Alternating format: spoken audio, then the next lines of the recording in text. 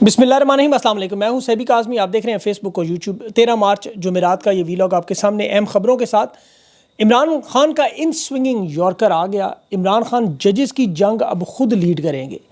Adiala jail में खान से अहम मुलाकात में 2 बड़े रहनुमा जेल जाने को तैयार। क्या पैगाम आया? और हालात इस वक्त इंतहाई ख़तरनाक हो चुके हैं। चीनी वज़ीर-ए-आज़म पाकिस्तान के दौरे पर आ रहे हैं। नया हुक्मनामा क्या लाया जाएगा? जियो पोलिटिकल सिचुएशन में बहुत बड़ी तब्दीली। चीन के 65 अरब डॉलर बलूचिस्तान में लगे हुए और डोनाल्ड ट्रंप चीन मुखालिफ मंसूबा भी बनाकर बैठा हुआ है। बलूचिस्तान जल रहा है, हुकूमत किस कैंप में जाएगी, क्या मामलात होंगे? DGSPR साहब ने कहा कि ऑपरेशन ख़त्म हो चुका है, लेकिन क्या ऑपरेशन वाकई ख़त्म हो चुका है? हलाकतों की तादाद में कितना इजाफा हुआ? बयानिया क्या बना? ये शुरू कैसे हुआ? और तहरीक इंसाफ और सोशल मीडिया पर पार्लियामेंट में भी लगातार हमले। खान की बहन अलीमा खान को भी दोबारा तलब किया गया। और इसके अलावा 2 अहम रहनुमा भी दुनिया के इस वक्त अपोजिशन की कैद में है। आलमी मीडिया और दुनिया क्यों खामोश है? और पाकिस्तान के हामी जनरल अतीकुर रहमान की बगावत की कोशिश, आर्मी चीफ का तख्ता उलटने की साजिश, ये मैं आपको तफसील बताता हूँ। IG इस्लामाबाद भी तहरीक इंसाफ की आज गिरफ्तारी के मामले पर जज के सामने जलील हुआ ठीक ठाक। और मौलवियों की मुनाफकत, इसराइल के सफ़ीर के इफ्तार पार्टी में पहुँच गई। उलमाए कराम ने चुप का रोज़ा रखा। कौन कौन शामिल था? और शेर अफजल मरवत भी ख्वाजा आसिफ से मुलाकात और नून लीग पर तनकीद अब नहीं करेंगे। मरवत साहब का मामला क्या है?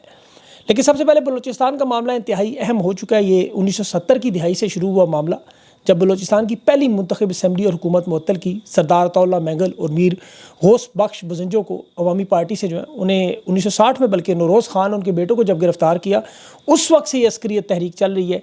अब तक 548 वाक़यात 2024 में रिपोर्ट हुए। 70% हमले सिक्योरिटी फोर्सेस पर। 155 से ज़ायद सिक्योरिटी फोर्स के लोग जो वो शहीद हो चुके हैं। ये 4 कालदम तंजीमें हैं सिर्फ। लेकिन ये जो लावा 72 साल से पक रहा है, अख्तर मैंगल ने जो बयान दिया, सिर्फ वही समझ ले कि ये ट्रेन हाईजैक नहीं, बलूचिस्तान की अवाम यरगमाल है, हाईजैक है। यहाँ बैरूनी मुदाखलत भी है, एजेंसियाँ भी हैं। ये बड़े पैमाने पर जो हमला हुआ, उससे सिक्योरिटी और हिकमत अमली पर बहुत से सवालिया निशान आ गए कि चंद हज़ार ये दहशतगर्द 7 लाख की फ़ौज काबू क्यों नहीं कर सकती। जाफ़र एक्सप्रेस का मामला दफ्तर ख़ारजा ने भारत पर भी इल्ज़ाम लगाया और जो बैरून मुल्क बैठी क़यादत है उसे इसका कसूरवार ठहराया। तहरीक इंसाफ को तो पहले शुक्र अदा करना चाहिए सबसे पहले कि 9 मई की तरह ये केस उन पर नहीं डाल दिया गया, खान को मुलवस नहीं कर दिया गया। हालांकि ख्वाजा आसिफ ने जो आज असम्बली में तकरीर की, जिस पे वो बड़े जलील भी हुए कि तहरीक इंसाफ के ऑफिशियल अकाउंट्स को मोरद इल्ज़ाम ठहराया। जो स्टेटमेंट उसने पढ़ी कि ये ऑफिशियल अकाउंट कह रहा है कि दहशतगर्द औरतों, बच्चों, बुजुर्गों को छोड़ रहे हैं, जबकि रियासत ने डॉक्टर यास्मीन राशिद को बेगुनाह जेल में कैद किया है। ख्वाजा साहब को बड़ी तकलीफ है, लेकिन क्या ये हक़ाइक़ नहीं है? क्या ये सच नहीं है कि डॉक्टर यास्मीन राशिद 9 मई की 4 दीवारें जलाने के इल्ज़ाम में, जिसमें ना कुछ ज़ख्मी ना शहीद, उनके चालान पेश नहीं होते, अदालत में कई दफ़ा ज़मानत के लिए अहल है, लेकिन उनके केस को जिस तरह चलाया जा रहा है, तहरीक इंसाफ सोशल मीडिया की, ऑफिशियल मीडिया की, ये स्टेटमेंट बिल्कुल दुरुस्त है। और देखा जाए और बड़े गौर से, ख्वाजा आसिफ जैसे शख्स के मुँह से ये अल्फाज, तो ये तो उनके मुँह पर जचते ही नहीं। नून लीग के सहाफ़ी और रहनुमा ये मुतालबा कर रहे हैं कि पाक फ़ौज के ख़िलाफ़ बयानात देने वालों को अगर पाक फ़ौज ने कैफरे किरदार तक ना पहुँचाया तो फिर वो पाक फ़ौज का साथ नहीं देंगे। बड़ा बेहतरीन बयान है ये। इस वक्त देखें, तहरीक इंसाफ और पाकिस्तान की अवाम तो पहले ये कर चुकी है कि नून लीग के वो रहनुमा जो पाक फ़ौज की किरदार कुशी करते रहे। देखें, पाकिस्तान का नौजवान आज क्या सोचता है कि क्या पाक फ़ौज सिर्फ 2025 की फ़ौज है? क्या ये जो क़यादत है सिर्फ ये क़यादत है, या हर वो जर्नल जिसने वर्दी पहनी, हलफ उठाया, वो पाक फ़ौज का नुमाइंदा है? क्या वो हिंदुस्तान या इसराइल के तो नहीं थे, या किसी से मांग के तो नहीं लाए गए, या वो गद्दार तो नहीं थे? अब ये जो बयानात उनके खिलाफ दिए जाएँ वो जायज़ है, लेकिन यहाँ जो बयान दे वो गलत है। मेरे ख्याल में तो जो फ़ौज की वर्दी पहन के नुमाइंदगी करे वो वही फ़ौजी है। लेकिन यहाँ अब नून लीग के सहाफ़ियों का बयान देखें जैसे, और उनके लोगों का, जैसे नवाज शरीफ, मरीम नवाज़, ख्वाजा आसिफ, याज सादिक, तलाल चौधरी जैसे बयान, परवेज़ रशीद जैसे बयान, बल्कि नवाज शरीफ का बलूचिस्तान पे मशहूर ज़माना बयान देखें कि बलूचिस्तान के तमाम मसाइल, तबाही, बर्बादी, दहशतगर्दी के ज़िम्मेदार पाक फ़ौज के जर्नल हैं। ये इसका बयान है कि आज जो बलूचिस्तान जल लेने की वजह ये है। मरीम नवाज़ ने बलूचिस्तान में मिसिंग अफराद के अगवा को का ज़िम्मेदार पाकिस्तान फ़ौज की एजेंसियों को ठहराया कि जो दहशतगर्दी हो रही है इसके पीछे वर्दी। ये नारे मरीम नवाज़ ने लगवाए। फ़ौज को तमाम जंगों में हारने का ताना वज़ीर दिफा ख्वाजा आसिफ असम्बली के फ्लोर पर खड़ा होकर 65-71 कारगिल के देता रहा। मौजूदा असम्बली का स्पीकर याज सादिक पाक फ़ौज के जनरल बाजवा आर्मी चीफ को बुज़दिल, कमज़ोर कहता था कि इसकी टांगें कांपती हैं हिंदुस्तान के हमले पर। परवेज़ रशीद ने पाकिस्तान की फ़ौज को दहशतगर्दी में शामिल होने का डॉन लीक्स, और नवाज शरीफ ने हिंदुस्तानी मीडिया में बैठ के कहा कि मुंबई हमले पाकिस्तान की फ़ौज ने करवाए।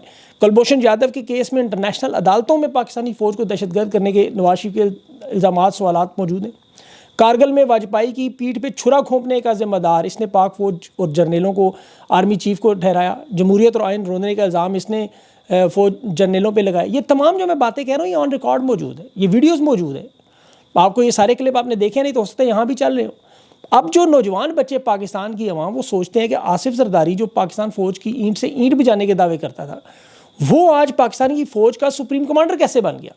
وہ مریم نواز جو اس عظیم فوج کو دہشت گرد کہتی تھی، وہ ان کے ساتھ دعوتوں میں کیسے نظر آتی ہے؟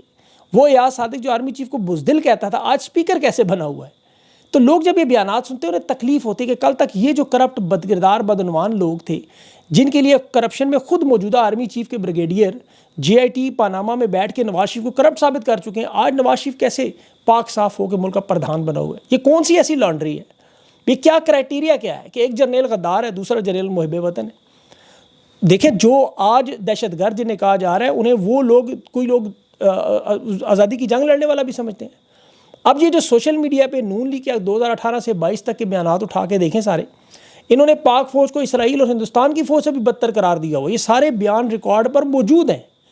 اور شہباز شریف جو ان کا آج کا وزیر اعظم ہے، اس نے خود کہا تھا کہ کالعدم تنظیموں کو کہ آپ پنجاب میں آ کے کچھ نہ کریں، آپ جو مرضی کرنا ہے پنجاب سے باہر کریں، ہم اور آپ ایک ہیں، اور شیڈول 4 کی جماعتوں کے ساتھ مل کر الیکشن لڑتے رہے۔ تو لوگ ان کی باتوں پر اعتماد نہیں کرتے، جس شعور کی ہم بات کرتے ہیں وہ لوگوں کو اب پتہ چل چکا ہے۔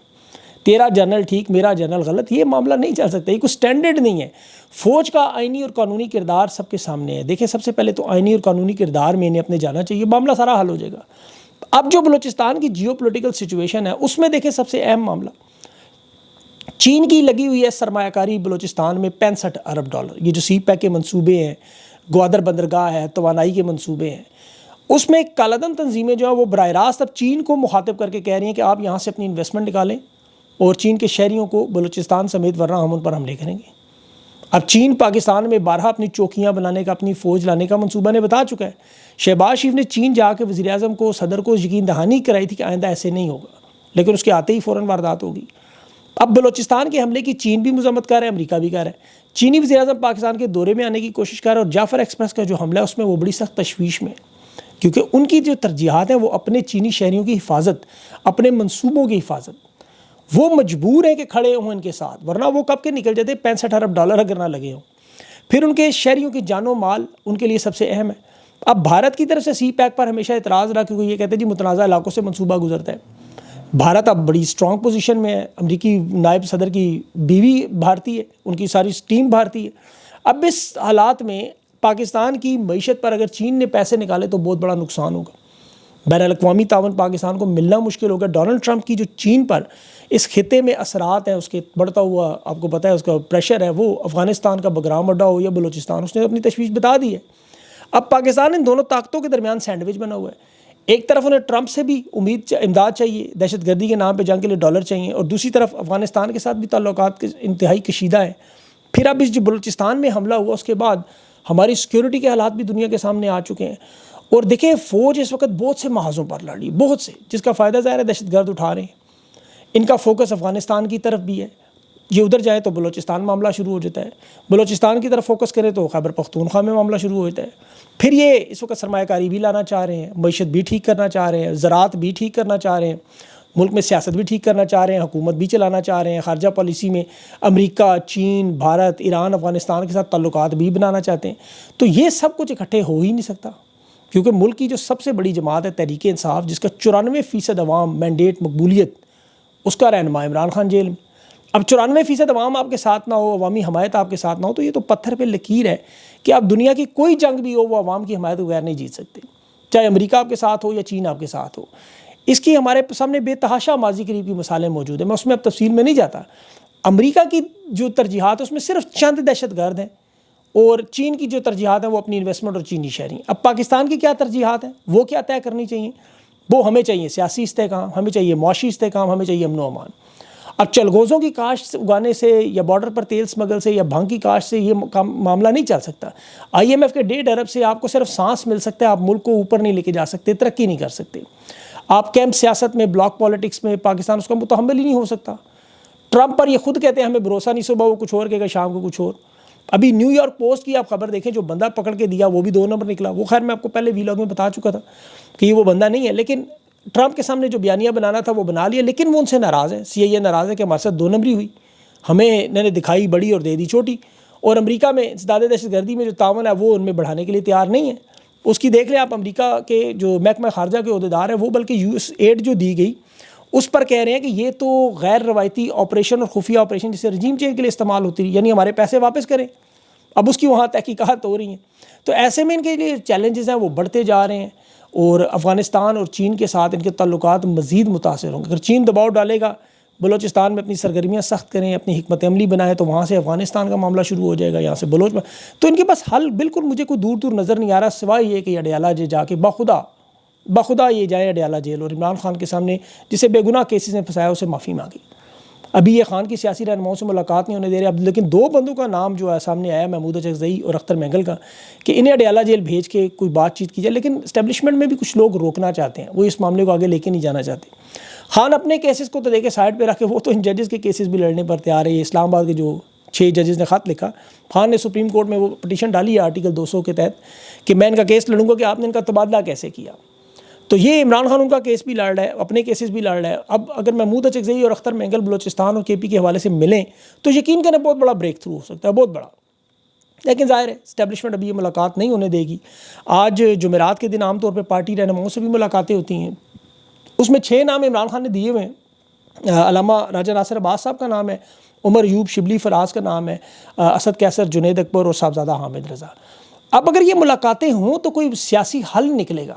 جنید اکبر نے اسلام آباد ہائی کورٹ سے دیکھیں معاملہ آگے کیا، سپرنٹینڈنٹ اڈیالہ کو بلایا گیا، وہ کہتا ہے جو لسٹ عمران خان دیتے ہیں ملاقات، لیکن وہ نہیں کرواتے۔ یہ اڈیالہ جیل کا سپرنٹینڈنٹ اور ایک وہ جو کرنل عمران خان کہتے ہیں وہ اسلام آباد ہائی کورٹ کے چیف سے زیادہ طاقت رکھتے ہیں، اسی لیے معاملہ خراب ہو رہا ہے۔ ابھی صاحبزادہ حامد اور عمر یوب پہنچے ہیں وہاں ملاقات کے لیے، اگر یہ ہو جاتا ہے تو پھر معاملہ ظاہر ہے کچھ نہ کچھ راستہ نکلے گا، اللہ کرے انہیں عقل آئے۔ ملٹری کورٹ کا جو کیس ہے اس میں بھی پیش رفت یہی ہوئی ہے کہ نظر آ رہا ہے کہ عید کے بعد ایک شارٹ فیصلہ آ جائے گا، اور کیونکہ سلمان اکرم راجہ نے آج جو جواب الدلائل دینے کی کوشش کی اس پر جج امین الدین خان نے بس اب آپ مزید نہیں کر سکتے، ہم سماعت مکمل کر کے عید کے بعد شارٹ آرڈر دیں گے۔ میرے خیال میں یہ اس کی تشریح کر دیں گے کہ ایک اومنی بس آرڈر جو ہے اس کے تحت ملٹری ٹرائل جو وہ ہو سکتا ہے، تو ریمارک سے جو مرضی دیں، ڈنگ ٹپاؤ پروگرام کرتے رہیں، لیکن دیکھا جائے ابھی 7 اپریل تک اس کو ملتوی کیا گیا ہے، اب دیکھیں عید کے بعد یہ کرتے کیا ہیں۔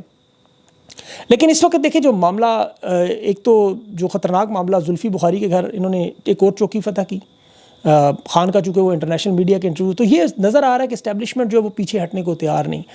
اب اس صورتحال میں دیکھیں ابھی ایک خبر سامنے آئی بنگلہ دیش سے، بنگلہ دیش میں فوج کا چین آف کمانڈ ٹوٹ پھوٹ کا شکار ہے، وہاں سیاسی عدم استحکام ہے ابھی بھی، وہاں جماعت اسلامی کے اور پاک فوج حامی جو جنرل فیض الرحمان ہے وہ آرمی چیف سے عہدہ ہتھیانے کے چکر میں مصروف تھے، لیکن انہیں اس کی حمایت ابھی نہیں ملی۔ یہ کوارٹر ماسٹر جنرل ہے وہاں پر، BBC کی بہت بڑی خبر آئی کہ وہاں چونکہ سیاسی عدم استحکام ہے تو انہوں نے آرمی چیف کے خلاف بغاوت کے لیے اپنی طاقت کو جانچنے کے لیے ایک بڑا اجلاس بلایا۔ آرمی چیف وقار و زمان کو اطلاع مل گئی، انہوں نے اس کی نگرانی میں لگائے ہوئے تھے بندے، ظاہر ہے کہ باقی جرنیلوں کو آپ میرے علم میں لائے بغیر کیسے اجلاس کر سکتے ہیں۔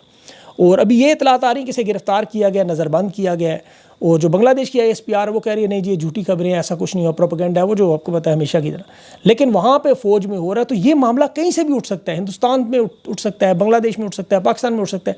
تو یہ ابھی جو آرمی چیف جنرل وقار الزمان ہے بنگلہ دیش میں، وہ وہاں ملکی سیاست میں انوالو ہے۔ شیخ حسینہ کے یاد رکھیں جو عبوری حکومت بنائی اس کے ہٹنے کے بعد آرمی چیف نے اس میں سیاسی جماعتوں کو ناکام قرار دیا تھا، بڑی سخت تقریر کی تھی، اس کی زبان اور باڈی لینگویج پر تمام سیاستدان حیران تھے، لیکن اب ان کی مقبولیت بری طرح ڈاؤن ہے، تو فوج کے اندر وہاں بغاوت کے آثار نظر آ رہے ہیں۔ اگر ایسا کچھ معاملہ ہوا تو پھر اس کے اثرات دور دور تک جائیں گے۔ آخر میں دیکھ رہا تھا شیر افضل مروت صاحب کو، نون لیگ کی کہہ رہے ہیں جی ٹرولنگ نہیں کروں گا، خواجہ آصف سے ملاقات ہوئی، نبیل قبول سے ان کی پیپلز پارٹی سے ملاقات ہوئی، اور نبیل قبول نے کہا پیپلز پارٹی میں ہم انہیں عزت دیں گے۔ ویسے تو اس بیچارے کی اپنی عزت کی حالت ہے، بلاول ہاتھ نہیں ملاتا، وہ دیکھی ہوگی آپ نے ویڈیوز کی۔ خواجہ آصف جیسے بندے سے شیر افضل کی ملاقات عام حالات میں کوئی بڑی بات نہیں ہے، سیاسی جماعتوں میں سب لوگ ملتے ہیں، اپنے ذاتی تعلقات بھی ہیں، لیکن یہ ان حالات میں ناقابل قبول ہے، کیونکہ مروت صاحب کا جو معاملہ ہے انہیں ایک چیز یاد رکھنی ہے، انسان کا جو اصل امتحان ہے وہ آتا ہے جب تعلق ٹوٹ جائے، چاہے وہ ذاتی ہو، سیاسی ہو، پروفیشنل ہو، جب رشتہ ختم ہو تو اس وقت انسان کی اصلیت، اس کا ظرف، اس کی برداشت، اس کے تعلقات، یہ سب کچھ سامنے آتا ہے، گزرا ہوا وقت، عزت اور بھروسہ۔ جب آپ کو اس طرح کے معاملات میں اپنی زبان اور اپنے رویے سے توازن رکھنا بڑا ضروری ہوتا ہے، کیونکہ حالات بدلے تو پھر شرمندگی ہے۔ اکثر تعلق ٹوٹنے کے بعد لوگ بدزبانی الزام تراشی کرتے ہیں، لیکن ان کے اگر کوئی اصولی اختلافات بھی ہیں، ان کے ساتھ زیادتی بھی ہے، تو میرے خیال میں انہیں خاموش ہو کے سائڈ پہ ہو جانا چاہیے، جب وقت ہے بیان کر دیں۔ ابھی تحریک انصاف اور پاکستان کی عوام پر جن لوگوں نے مظالم کیے ان کے ساتھ جڑنے سے یہ بری طرح متاثر ہوں گے، یہ بدلے کی آگ میں اگر اس لیول پہ چلے گئے تو میرے خیال میں ان کی سیاست ہمیشہ کے لیے ختم ہو جائے گی، یہ اکبر اسبابر بن جائیں گے۔ انہیں یہ ثابت کرنا ہوگا کہ یہ حادثاتی سیاستدان نہیں ہے، یہ واقعی ایک بڑے قداور سیاستدان ہے۔ ان کی ایک مثال یہ بھارت میں ابھی دیکھیں، بڑے بڑے عالم دین اسرائیل کے سفیر کی افطاری میں مجھے نظر آ رہے تھے۔ اب اسرائیل کے سفیر کی افطاری میں علماء کرام چلے جائیں، بھئی عام افطاریوں میں تو اب جائیں، لیکن عالم دین ایمان کے لیول کا بندہ اسرائیل کے سفیر کی افطاری میں جائے تو پھر آپ دیکھ لیں کہ ان لوگوں کا کیا حال ہوگا۔ تو مروت صاحب کو بھی یہ سمجھنا چاہیے، اور ان علماء کرام پہ بولا بھی کوئی نہیں مزے کی بات ہے، کسی نے نہیں کہا کہ گئے ہیں کیوں گئے ہیں، غلط کیا اچھا کیا ہے۔ بہرحال یہ تو ان کے ایمان کا عالم ہے، وہ سب ہم جانتے ہیں۔ یزید کے دور میں بھی علماء کرام تھے، آج بھی دیکھ لیں ظلم و ستم پر پاکستان کے سارے علماء کرام خاموش تھے، بڑے بڑے جید علماء۔ بہرحال اور بھی کچھ خبریں ہیں، لیکن اگلے ویلا تک کے لیے مجھے اجازت دیں، اللہ حافظ۔